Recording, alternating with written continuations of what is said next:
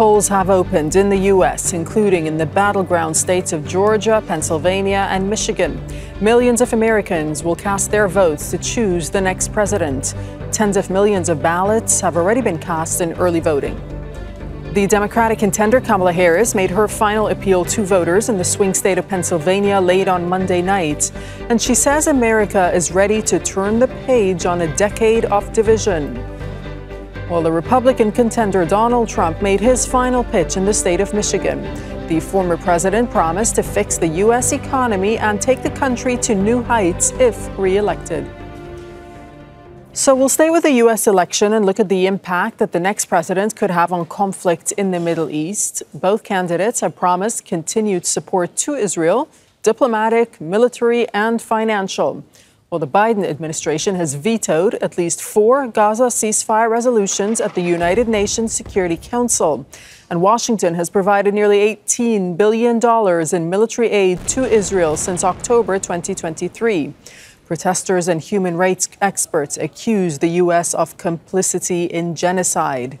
Dan Perry, who's a former regional editor for the Associated Press, he also served as the chairman of the Foreign Press Association in Israel, joining us from Tel Aviv. Thanks for your time. So a recent poll that I was looking at, conducted in Israel, shows that Israelis massively favor Donald Trump over Kamala Harris. And here are the statistics. I mean, about 66% chose the former president, while only 17% chose Kamala Harris. How do you explain that?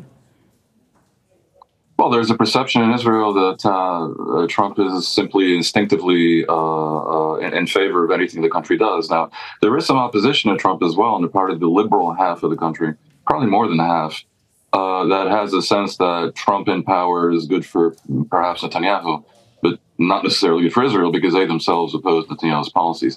But look, given the various steps that Trump took during his first term, he certainly has significant support here. And the right half of Israel, maybe more than half, maybe less than half, depending on issue, I think assumes correctly that Trump doesn't care that much about the humanitarian issues that have bedeviled the current government in its conflict in Gaza, especially. Right. So I understand why, but I think they may be in for a surprise because Trump is also very, very capricious.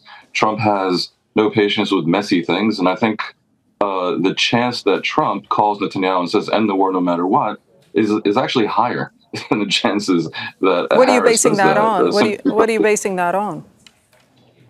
Well, statements where he actually said that I want the war to end, do it fast. I think he will care less about the means with which this is achieved, but the idea of putting up with the forever war when Trump himself is on record as hating the notion of forever wars, I think stands on shaky ground. I mean, you know, you talk a lot about how the Biden administration fled Afghanistan in truth. They were awkwardly implementing an agreement that Trump came to that was essentially a surrender to the Taliban because he hates forever wars. So I think Trump's impatience, I think his capriciousness, I think in general his inclination to show that he's wielding his power might work, in fact, against Israel. But of course, it also might not. It's definitely true that Trump is not going to care about what happens on the ground and who's killing her.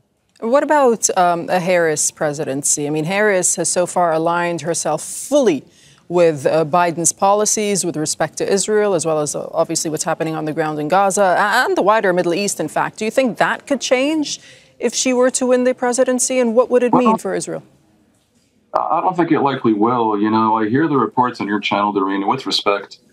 I think they're missing the point. It's not about forcing a ceasefire on people who refuse to have a ceasefire.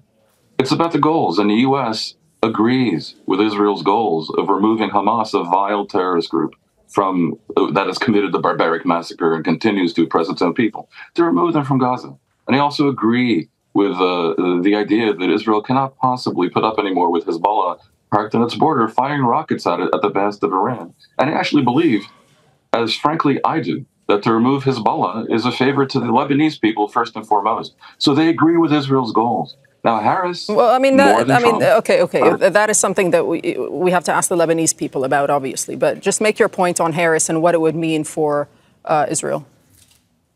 Look, I know plenty of Lebanese, and I have no doubt. But okay, as for Harris, She agrees with Israel's goals also, but may be uncomfortable with the destruction that's caused along the way. Look, Biden basically had certain designs for the Middle East. There are certain things he wants from Netanyahu. He wanted Netanyahu to agree to a return of the PA to Gaza, for example, which would create a narrative that holds water. If they, for example, then go to the Arab countries and say, look, pressure Hamas, but really pressure Hamas to give up because there's this plausible narrative. Biden wanted this, and no one played along.